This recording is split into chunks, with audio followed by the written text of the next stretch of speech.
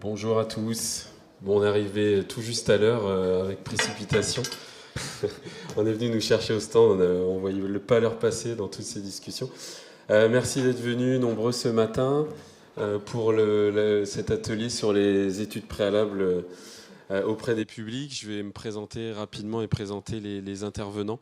Et je vais leur laisser la parole assez rapidement parce que le contenu est assez dense et j'aimerais qu'on garde 4-5 minutes de questions. C'est moi qui ai la main. Donc je remercie, alors j'ai pas toutes les photos parce que Olivier ne voulait pas, Olivier Richard, responsable de projet Universcience, ne voulait pas nous laisser sa photo, mais vous l'avez quand même en réel et pas en virtuel.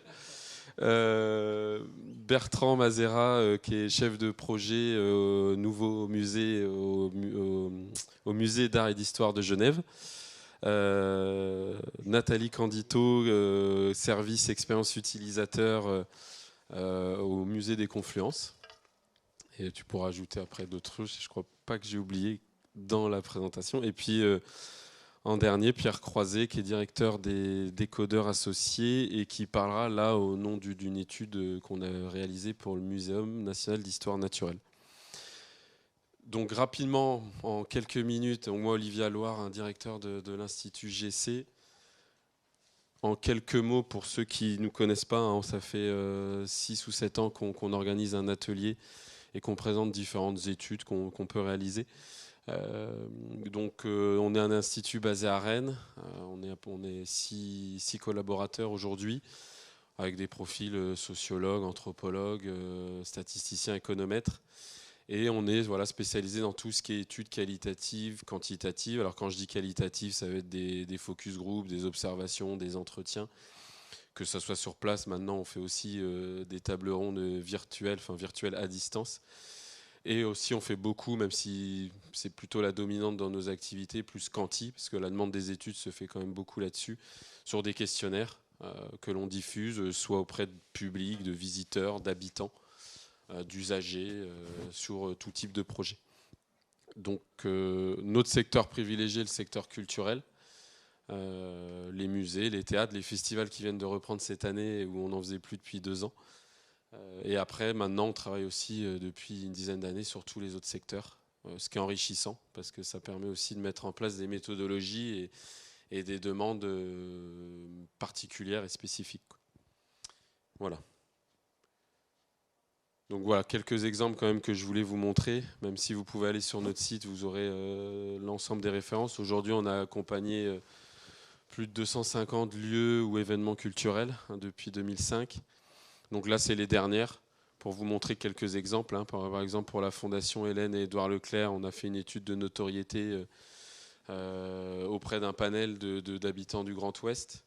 Pour le musée Guimet, en ce moment, on réalise une étude de public avec au préalable des entretiens et des observations, notamment qui ont été réalisées par Gaëlle Le Saffre, si vous connaissez, qui est une consultante externe spécialisée en muséo et notamment sur le numérique. Pour le musée des Confluences, là notamment l'étude qui va être présentée après sur une étude de notoriété aussi auprès des habitants du Rhône, dans Rhône-Alpes. Universcience, un autre exemple, on fait un baromètre des événements, de tous les événements de la Cité des Sciences depuis maintenant 6 ans.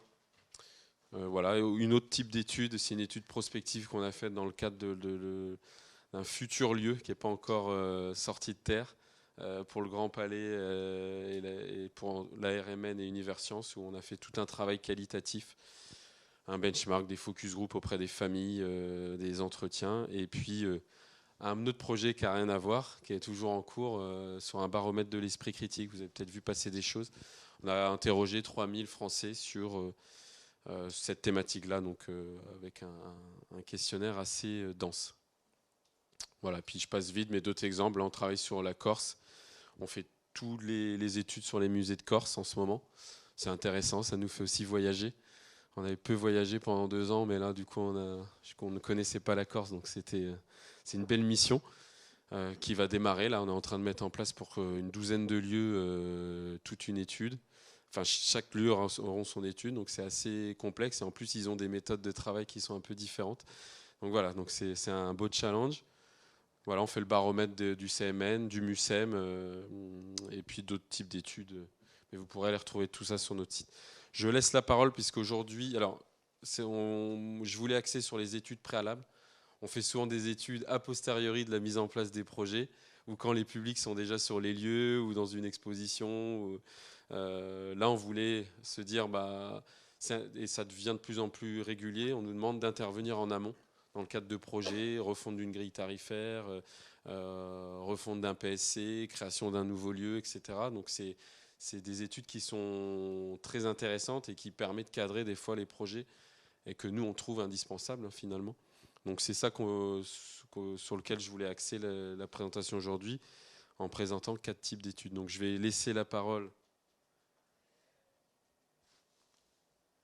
à Bertrand, qui va démarrer, Bertrand Mazera, pour le musée d'art et d'histoire de Genève, sur l'étude qu'on avait réalisée en 2020. Je veux bien le machin. Merci. Bonjour. Donc je suis Bertrand Mazera, je suis responsable du développement du projet d'un nouveau musée d'art et d'histoire à Genève. Et sur la photo, j'essayais de ressembler à Olivier Richard. Bref. Alors, le contexte de l'étude tout d'abord, c'est celui de la redéfinition en cours d'un musée ancien. À la différence de mes collègues qui viennent de musées adolescents, notre musée a été inauguré en 1910 et il émerge comme une des principales institutions suisses en termes de fréquentation et de collection. Et c'est aussi, et le aussi est important, un marqueur de l'identité genevoise assez essentiel. Et ça a un intérêt tout particulier dans le cadre de cette étude.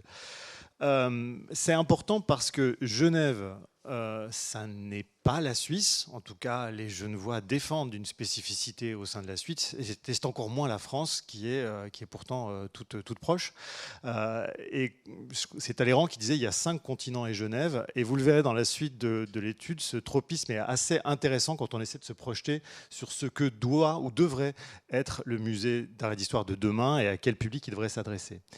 Bref, l'EMH, c'est ça, donc 1910. Et puis, c'est un musée qui, depuis 25 ans, sait qu'il a besoin d'être rénové et agrandi, 25 ans au moins.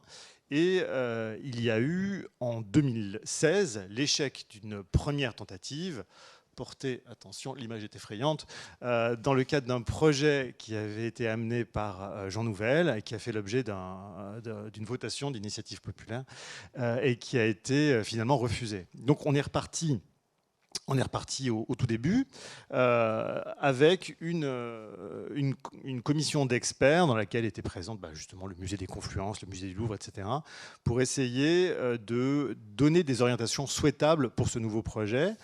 Un nouveau directeur a été recruté en 2019 en la personne de Marc-Olivier Valère.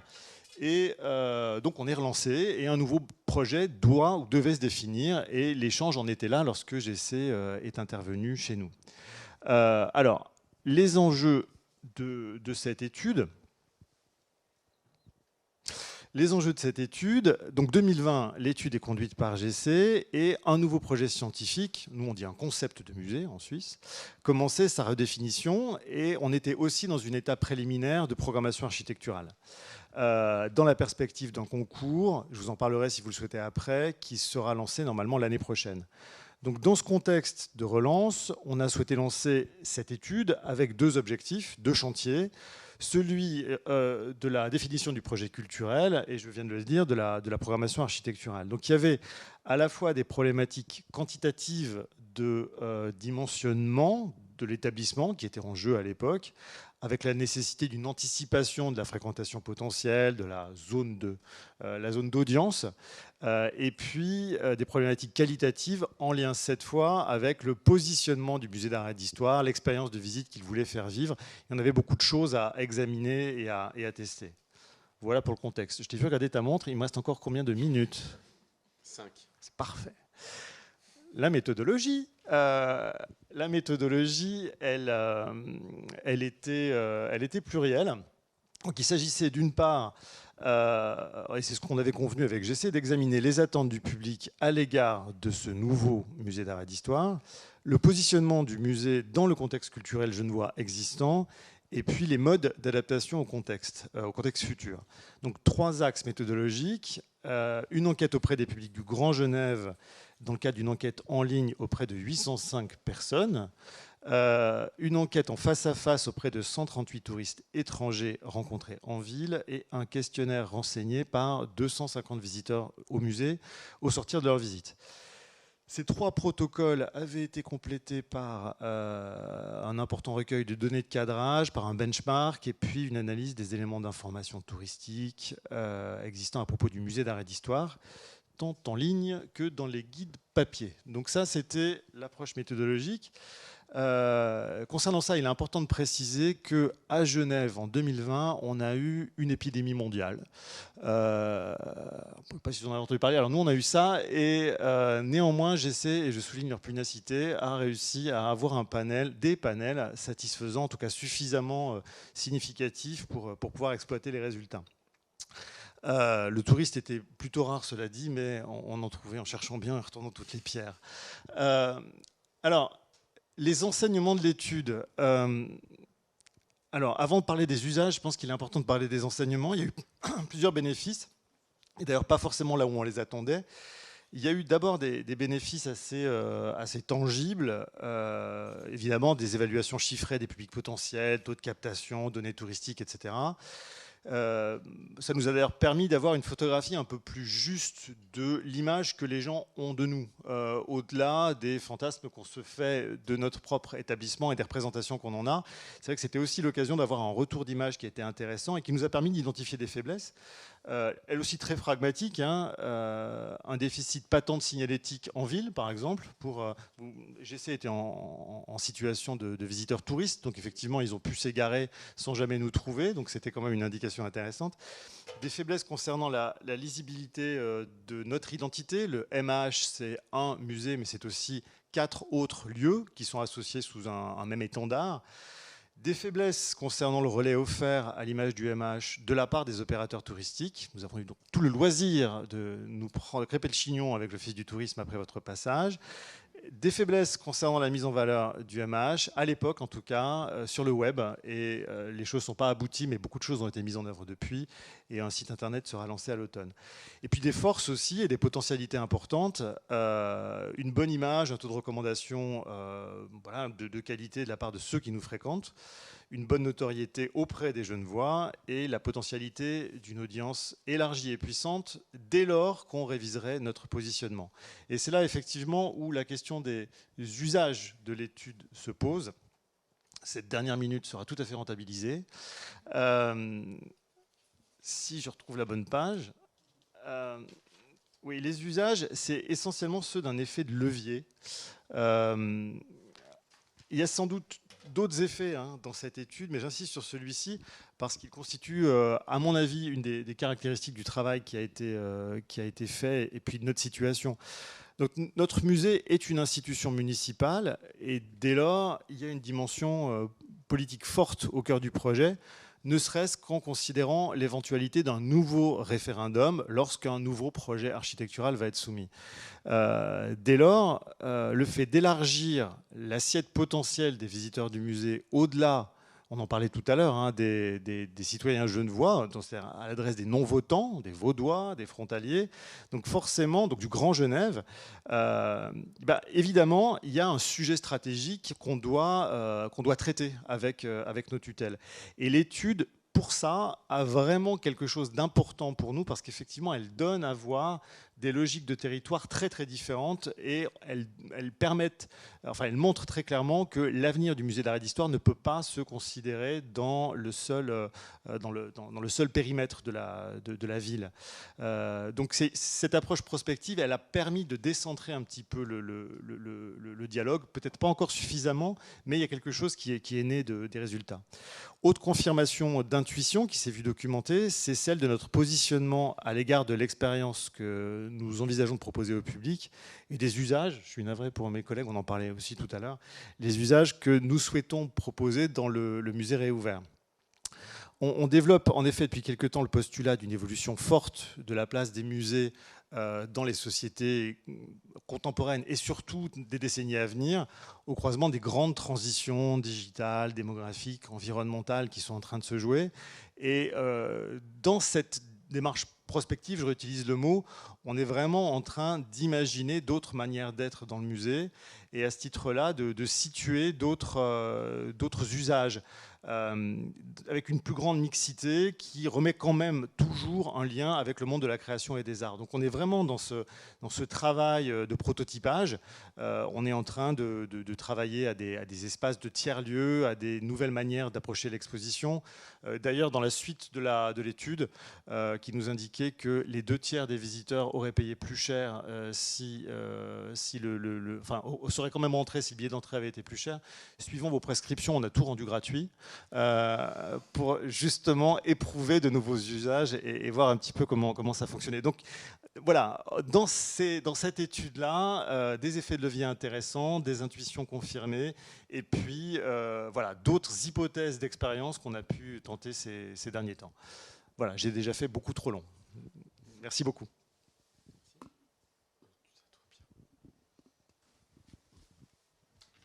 Merci. On enchaîne, c'est ça? Très bien. Bonjour, Pierre Croiset. Je suis assistant en maîtrise d'ouvrage spécialisé en médiation numérique culturelle et j'interviens actuellement pour le compte du Muséum national d'histoire naturelle avec ma collègue qui s'appelle Suzy Macario, que peut-être certains d'entre vous connaissent, sur un projet qui a à voir avec la concrétisation d'une feuille de route numérique. C'est-à-dire que, pour situer le contexte, le muséum a conscience que son offre commence à être de plus en plus en décalage avec les attentes et les pratiques des publics, notamment parce qu'il s'agit surtout, vous les connaissez, hein, de collections ou de sites ouverts en extérieur avec des objets, des éléments qui finalement disposent d'assez peu d'outils de médiation attendus par les publics, en particulier en matière numérique. Donc il y a une volonté de faire bouger cette offre et cette approche de médiation. Et donc ils ont une feuille de route stratégique et l'idée c'est de passer à l'action à un certain moment, en l'occurrence maintenant, avec 2 outils en ligne de mire. D'abord une malle pédagogique numérique qui sera à destination des enseignants. Je l'évoque simplement pour que vous compreniez dans quelle logique on s'inscrit. Une malle pédagogique numérique qui sera disponible exclusivement en ligne à destination des enseignants du cycle 3, c'est-à-dire CM1, CM2, 6e. Donc ça, c'est un projet à part. Mais ce qui nous a intéressé, qui a déclenché, qui a motivé le lancement de l'enquête du GC, c'était un autre produit, une autre proposition, un kit de médiation pour les familles. Tout part, et c'est important de le situer. Alors vas-y, on peut le mettre là, voilà. Donc ça, je ne vais pas vous le lire en même temps, mais on va revenir sur la méthodologie. Mais le kit de médiation pour les familles, initialement, son but, c'est de proposer une nouvelle expérience en direction d'un élément en particulier qui s'appelle un enfant de 8 à 11 ans, dans un contexte de visite familiale très représentatif de la pratique des différents sites du muséum, et de voir comment on pouvait enrichir cette expérience de visite avec un nouveau support qui vienne valoriser les collections, qui vienne valoriser des animaux, en l'occurrence sur le parc zoologique de Paris, qui viennent valoriser des plantes dans des serres, des animaux empaillés, enfin des choses qui ne sont pas évidentes et qui puissent être gérées par les familles en autonomie. À partir de là, on s'est inscrit dans une méthode de concrétisation basée quand même sur un travail, alors on ne va pas employer les grands mots, mais quand même ça résume bien la démarche, en co-conception avec les équipes du muséum, focalisée, parce que le muséum, vous savez, c'est une grande maison, focalisée sur les sites parisiens, la Grande Galerie de l'Évolution, la Galerie de Paléontologie Anatomique Comparée, le parc zoologique, le Jardin des Plantes, la ménagerie, etc. Et de travailler aussi bien avec les médiateurs qu'avec les responsables des directions, pour déjà se dire qu'est-ce que ça pourrait être qu'un kit de médiation. Donc on a fait un travail d'idéation dans un premier temps, qu'on a formalisé à travers un premier projet de cahier des charges, et c'est là qu'on a dit, bon maintenant il faut aller essayer de confronter ça aux attentes réelles, aux pratiques finalement des publics. Donc de là, il s'agissait d'aller tester. Alors, la particularité peut-être de cette enquête, c'est pas, vous l'avez compris, une enquête comme ça, je vais sur dire qui sont donc nos publics et comment se comportent-ils. C'est pas l'enjeu. L'enjeu, c'est vraiment d'aller effectivement poser des questions générales pour savoir à qui on s'adresse, qui vient, quelles sont les attentes en termes d'expérience de visite, mais surtout en filigrane, parce que c'est pas complètement dit explicitement, d'aller tester ce concept imaginé en interne et voir jusqu'où on pouvait aller, dans quelle direction on pouvait pousser un petit peu les feux, et si on était bon sur ce qu'on avait imaginé. Voilà en gros. À partir de là, si tu veux bien, Olivier. Donc, les enjeux sont les suivants, ils sont très classiques finalement. Hein. L'idée de fond de tout ça, on est dans une, vous l'avez compris, dans une démarche qui est un peu nouvelle quand même au muséum. On a cette feuille de route numérique qui s'inscrit sur vraiment le long terme, sur plusieurs années, et là on est au tout début. Donc on va aboutir à des concepts, on va mettre en place des pilotes, on l'appelle comme ça en interne, on dit on va faire comme à la télé, on va faire des pilotes. Donc on va essayer de faire des propositions de médiation nouvelles, les meilleures possibles, mais on ne sait pas trop ce que ça va donner quand même, tant au niveau des publics qu'au niveau de l'exploitation de ces dispositifs. Donc on va commencer par des premières versions, et puis on va les tester. Et alors comme on veut quand même maximiser les chances de succès, on va faire des tests avant de refaire des tests. Voilà, en gros. On a orienté le questionnaire en fonction de ça sur quelques points. Alors, il y avait plein de questions, mais il y avait quelques points qui nous intéressaient particulièrement. Tous orientés vers cette idée que c'est pas qu'un outil qu'on veut pratiquer, ça s'inscrit dans une expérience de visite qui va être nouvelle. Donc on veut savoir évidemment quels sont les supports vers lesquels les publics s'orienteraient de manière privilégiée. Évidemment, on veut savoir comment ils fonctionnent dans leur visite en famille, parce que finalement, on le ressent, mais on ne le sait pas très bien. Et puis, évidemment, on a envie, c'est évident, d'aller creuser la piste de qu'est-ce que vous rêveriez d'avoir comme support de médiation.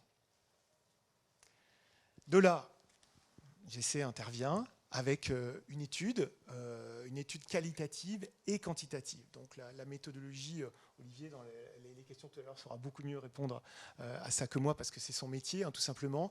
Mais on partait, moi j'avais fait un benchmark en interne, ensuite on est parti sur un focus group qui a été mené en distanciel, avec un tout petit groupe, 6 participants. Alors au début on se dit, 6 participants, c'est pas beaucoup quand même, est-ce que ça va être vraiment représentatif? En réalité oui, si on choisit bien les 6 personnes, on retire énormément de choses de cette première approche, et puis après évidemment il faut la compléter avec toute une batterie d'entretiens semi-directifs menés sur les sites. Ici, c'est particulièrement important parce que le muséum, vous avez compris, c'est une famille de sites avec des types des collections qui sont très différentes finalement, collections vivantes, collections inertes, et puis des sites qui sont vraiment très dissemblables. Entre le musée de l'homme et la galerie de l'évolution, on n'est pas du tout dans le même registre. Donc on a un seul grand établissement, comme on le dit souvent en interne. Pierre, il faut faire établissement. Voilà. Donc il faut essayer de se mettre d'accord sur des concepts communs, alors qu'on se ressemble finalement pas trop, si ce n'est sur les thèmes qu'on aborde. Et puis enfin, une étude quanti avec 600 questionnaires par emailing et face à face. De là, qu'est-ce qui ressort? Tu me dis, Olivier, hein, sur le timing. Alors, ça, c'est juste un exemple. Je l'ai choisi parce que ça illustre un peu le type de rendu qu'on a avec cette étude menée par le GC. C'est bien présenté quand même, il faut le dire.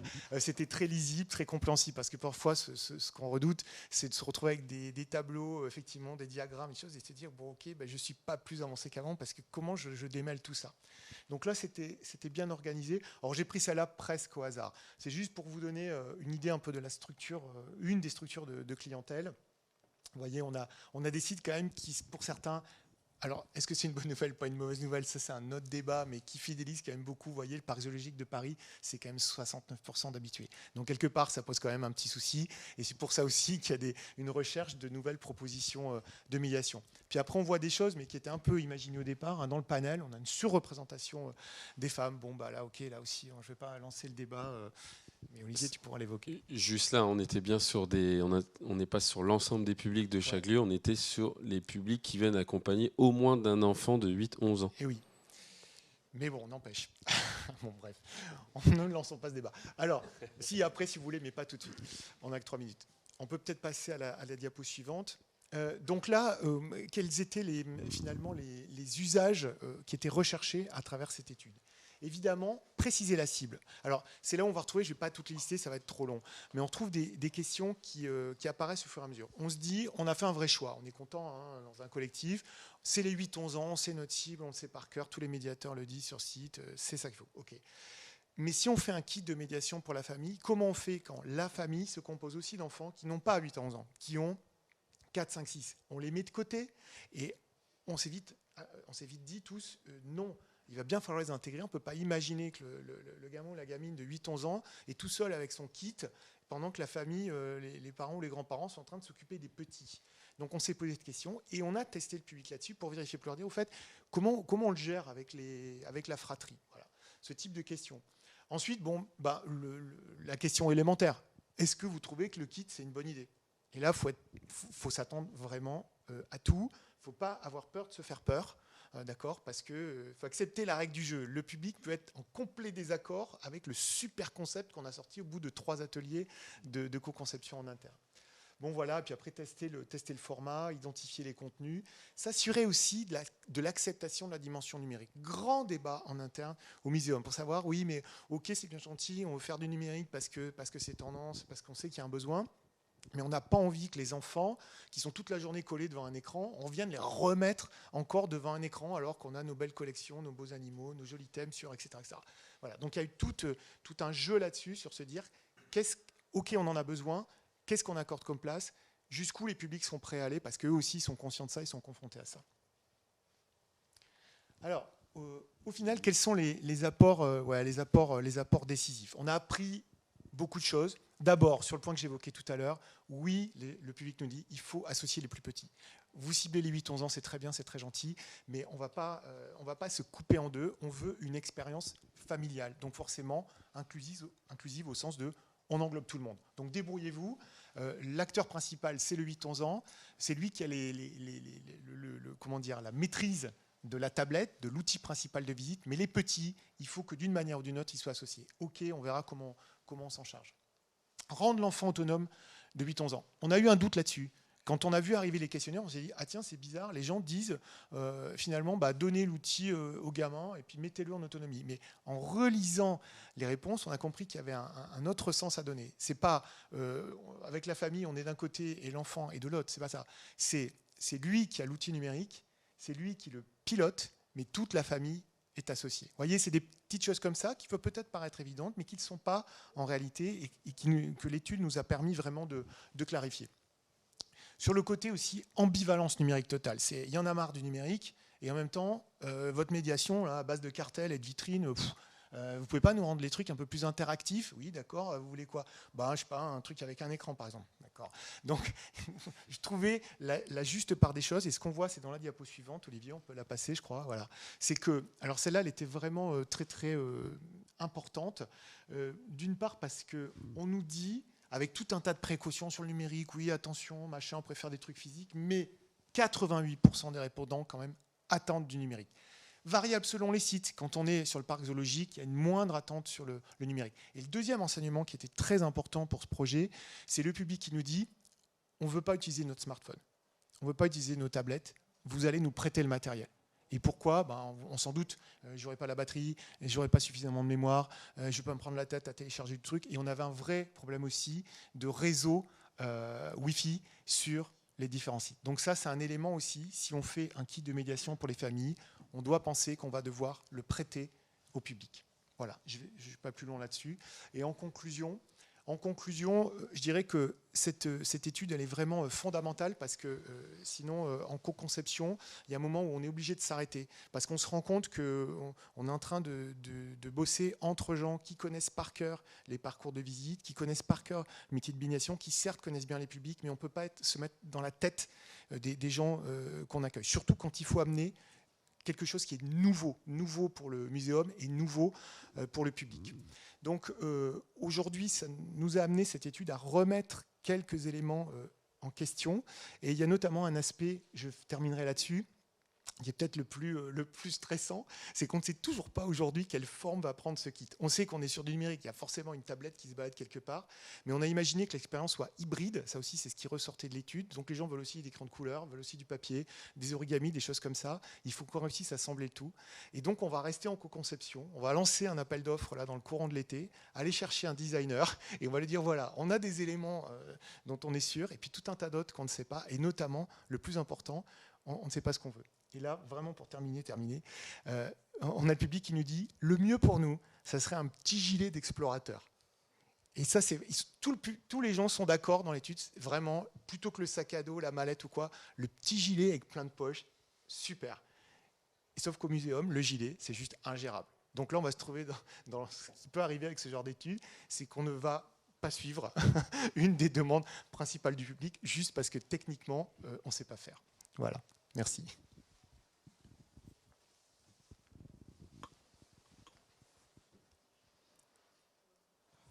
Bonjour. On va prolonger du coup les retours d'expérience sur l'usage des études préalables. Juste pour situer le contexte, le titre tout à l'heure, Olivier, tu avais écrit « Expérience utilisateur ». C'est service expérience visiteur, études et qualité, rattaché au sein de la direction du développement culturel et des publics. Et donc, on travaille sur la connaissance des publics au sens large, en pilotant et en coordonnant tout un tas d'études qualitatives, quantitatives, analyse de données, etc. Dans une optique de mieux saisir ce qui fait sens pour nos publics et essayer de qualifier du mieux possible le sens de l'expérience donnée à la visite.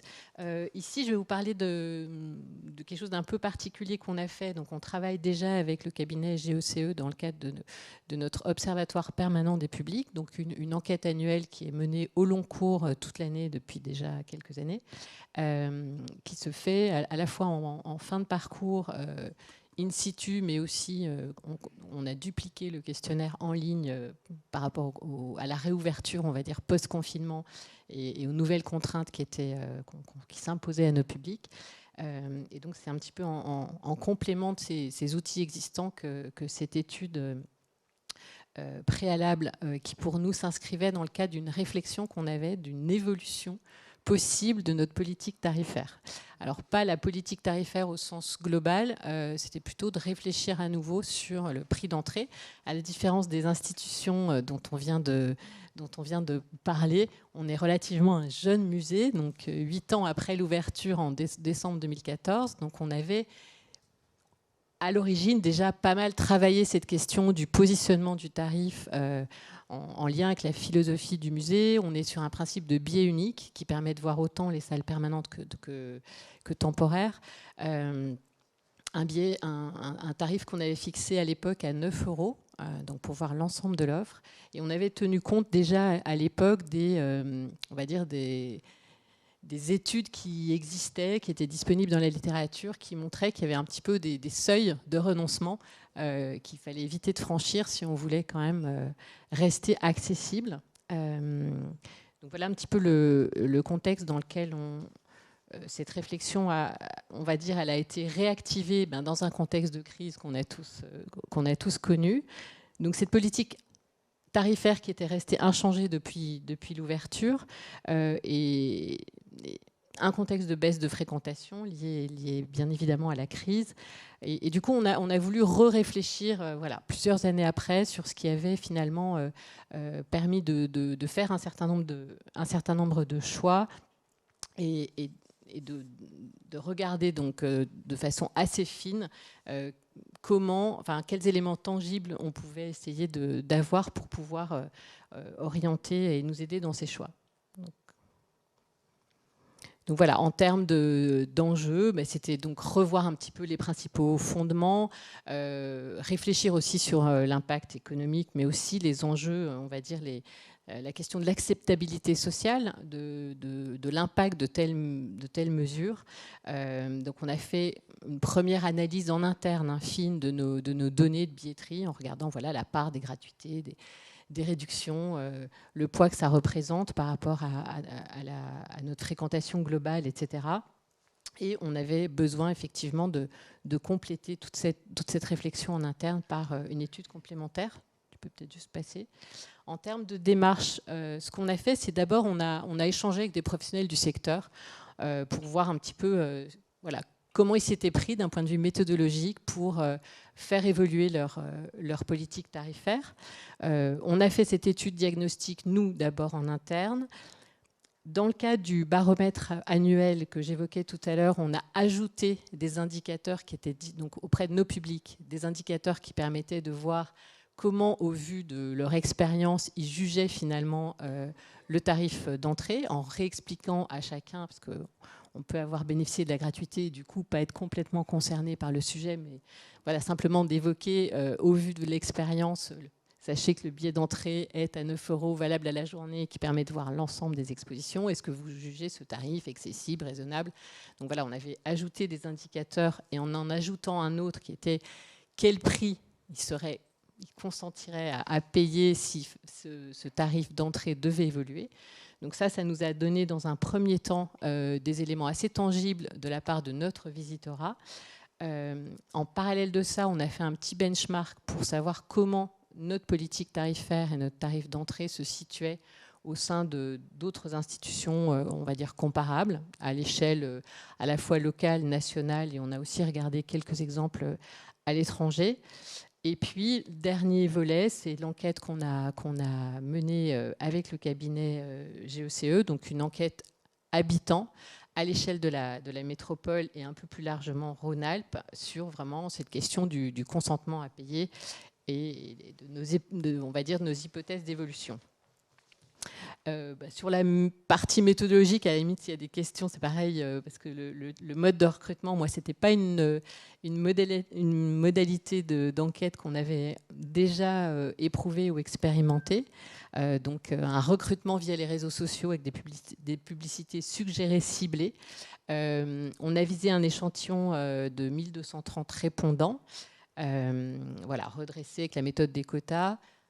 Et puis on a quand même précisé, on a quand même fait une question filtre qui permettait de cibler sur la question quand même des pratiques culturelles.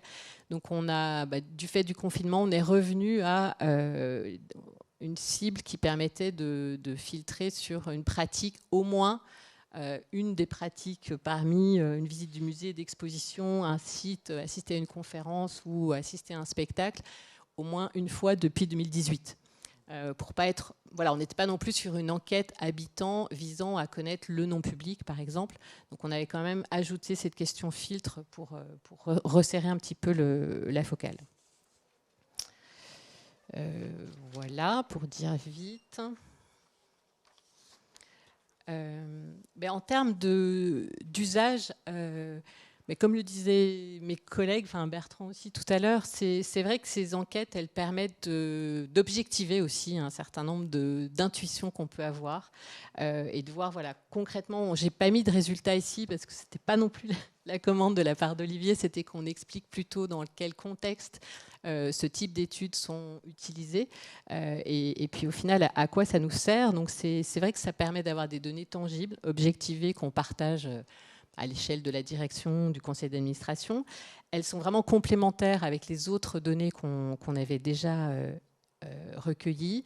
Pour nous, c'était la première fois qu'on mettait en place une enquête à l'échelle du territoire, plus largement en dehors du musée.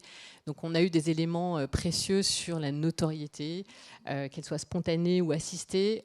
Ça nous a permis d'identifier aussi pas mal de freins, c'est-à-dire est-ce que, pour des publics qui sont qui ont peu l'habitude de visiter des musées, quelle image ils ont du musée, un certain nombre expriment le fait que c'est un lieu intimidant.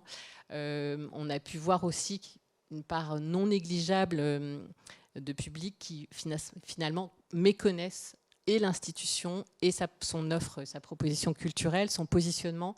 Donc il y a même une surestimation du tarif, c'est-à-dire qu'on est on va dire un relativement grand musée à l'échelle de la métropole et on s'imagine que le prix d'entrée n'est pas à 9 € mais bien plus. Donc voilà, une méconnaissance que ce soit du positionnement tarifaire, des propositions de médiation, etc. Donc voilà, et on a les statistiques en face. Donc ça, c'était intéressant pour nous de voir ça. Et puis vraiment centré sur la question du positionnement tarifaire, on voit vraiment finement on va dire les seuils d'acceptabilité par profil. Et en particulier, on va dire une frilosité, voire une réticence plus forte du public local en particulier. Donc voilà, ça permet aussi d'identifier ce type de résultats. Donc pour nous, c'est une réflexion qui est en cours parce que effectivement, quand on a lancé ces études, on était dans une dynamique un peu différente, dans un contexte maintenant de crise et assez incertain. On était en train d'échanger tout à l'heure sur le fait que notre public ne revient pas assister à nos conférences. Enfin, voilà, et on voit quand même des changements de pratiques qui évoluent et un contexte qui est encore incertain. On le voit sur le fait qu'on ne se projette pas de la même manière pour prendre un pass annuel et s'abonner parce qu'on ne sait pas s'il va y avoir d'autres périodes de fermeture ou autres. Donc, on va dire qu'il y avait une opportunité de lancer cette étude. Et maintenant, c'est vrai qu'on est aussi sur... à la fois, on mesure mieux les risques potentiels qu'on prend, les différents seuils d'acceptabilité d'une évolution tarifaire, et puis les enjeux aussi, voilà, à quel moment dans l'année ce serait intéressant ou pas de mettre en place cette politique. Est-ce qu'on attend une date anniversaire? Est-ce qu'on attend voilà, un grand projet ou une nouveauté? On a eu depuis l'ouverture d'un nouvel espace permanent, on propose aussi des formats de médiation gratuits qui sont intégrés quelque part au biais d'entrée. Donc voilà, on est plus au fait sur un petit peu les risques, à la fois les leviers, les opportunités. Et donc c'est réellement aussi pour nous un outil d'aide à la décision, voilà, d'une démarche qui continue et qu'on va acter, mais peut-être pas dans l'immédiat, parce que voilà, le contexte est un petit peu encore... incertain, et dans un contexte d'inflation, c'est compliqué d'envisager tout de suite de réévaluer à la hausse notre billet d'entrée, mais en tout cas, on a tout un tas d'éléments qui vont nous permettre de faire des choix.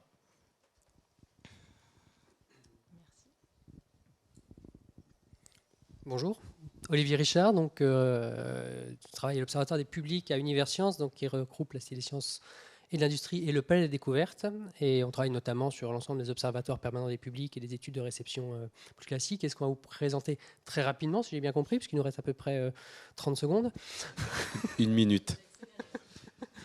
C'est une démarche qu'on remet en place avec les équipes de conception muséographique, qui est vraiment d'accompagner les concepteurs sur des projets d'exposition. Et en l'état, c'est à la demande de l'équipe qui travaille sur ce projet, donc on est en 2020, qui travaille sur un projet d'exposition sur les cancers, enfin le cancer, à la Cité des sciences et de l'industrie, avec beaucoup de questions autour du degré d'acceptabilité sociale et des visiteurs potentiels d'une exposition sur ce thème, et en particulier d'une exposition sur ce thème à la Cité des sciences et de l'industrie. L'idée, c'était pas d'alimenter en contenu, parce que pour ça, il y a des experts qui font ça très très bien. Il y a l'INCA qui fait beaucoup de choses sur l'image de la maladie et la connaissance de la maladie dans la société. C'était vraiment de comprendre dans quelle mesure un thème sensible, qui n'est pas, qui est scientifique, mais qui est très médical et qui a beaucoup qui est assez sensible dans la population, pouvait ou pas prendre place dans une exposition à la Cité des sciences. C'est vraiment l'idée d'évaluer l'attractivité. Et on est en 2020, donc on a aussi ces problématiques d'épidémie qui visiblement ont touché tout le monde. Et il fallait à la fois sur un sujet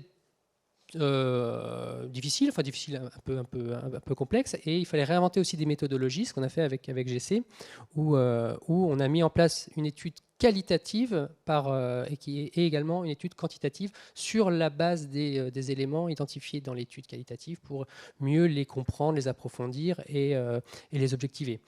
Notamment la phase qualitative, ça a fait l'objet d'animation d'un forum en ligne sur WhatsApp pendant 3 jours, donc avec une série de questions qui étaient publiées chaque jour et une discussion dirigée mais relativement libre. On avait un peu peur du risque de dérapage, ou que ça parte un peu dans tous les sens. Ça n'a pas du tout eu lieu. On a y compris un dimanche, donc où il n'y avait pas de modération, où on avait le débat qui était ouvert et libre et qui s'est poursuivi de manière tout à fait constructive.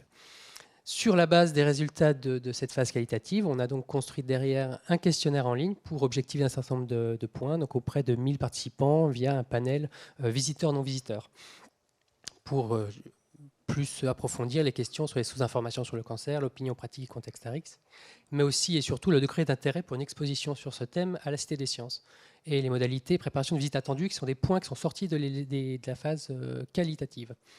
Rapidement les résultats et les usages. Donc, la partie qualitative nous a vraiment apporté une confirmation du fort potentiel du thème, avec de multiples dimensions bien au-delà de simplement la question scientifique et médicale, mais des attentes très très fortes de la part Donc dans le panel, on avait des gens qui connaissaient la Cité des Sciences et d'autres non. Vraiment une attente très très forte marquée pour une exposition confortable. Et pour ça, notamment, des attentes avec ces équilibres nombreux, mais aussi un besoin vraiment affirmé d'avoir une certitude de connaître a priori le confort de la visite dans lequel je m'engage. C'est-à-dire avoir des éléments vraiment pour être sûr qu'on ne rentre pas dans quelque chose de trop médicalisé ou sur lequel je vais m'engager avec beaucoup de représentation et en tous les cas qui ne me heurte pas. Et il y avait vraiment une attente très très marquée sur cette partie-là.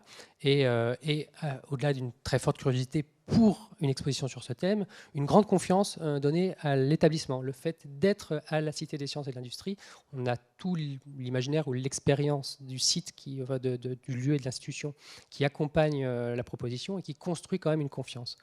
C'est cette confiance qu'on a également testée à travers l'étude quantitative, donc je vous amène directement sur les résultats majeurs, où là vraiment, donc à travers l'étude quantitative, on a pu vraiment avoir 3 groupes de visiteurs où on a vraiment la connaissance préalable du lieu. Plus les gens sont venus récemment, plus ils sont prêts à venir et sans aucune crainte et avec des degrés des intentions, enfin des besoins d'accompagnement, de préparation à la visite différenciés.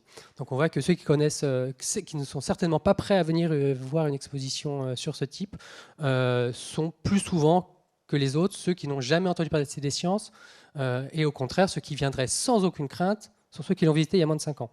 Donc, à partir de là, quand on groupe tous ces résultats, on arrive à une typologie presque des visiteurs potentiels entre des visiteurs convaincus qui, eux, connaissent l'établissement, viennent sans aucune crainte visiter une exposition sur ce thème, et y compris avec des enfants de moins de 10 ans. Alors qu'à l'extrême, on a vraiment un public réfractaire qui sera sans doute beaucoup plus difficile à faire venir puisqu'ils ne connaissent pas l'institution, et s'ils viennent, ça sera seul. Voilà. Globalement, très rapidement, les conclusions majeures de l'étude, on avait ces 3 grands groupes de visiteurs potentiels. Ça a été transmis à l'équipe de conception, bien sûr, du projet, mais aussi à l'ensemble de la chaîne de préparation, de la communication autour de l'exposition, pour mettre en place, et là, c'est plus notre rôle, mais c'est vraiment le rôle de la communication, mettre en place les stratégies ad hoc en fonction de ces groupes de visite. Est-ce qu'il faudra utiliser ces publics convaincus comme ambassadeurs pour aller chercher ceux qui sont intéressés et à s'éloigner, et quelles sont les stratégies à mettre en place pour aller toucher ce public plus réfractaire. Et on sait via l'étude et statistiquement que, alors il n'y a pas de rapport entre les données sociodémographiques et les intentions de visite, mais en revanche la connaissance préalable de l'institution, c'est elle qui est vraiment le pivot qui permet d'aller aussi caractériser la sociodémographie des visiteurs selon les groupes. Voilà, donc ces stratégies sont en train d'être mises en place puisque l'exposition ouvrira non plus en avril 2022, mais elle ouvrira en septembre 2022 pour fermer en août 2023.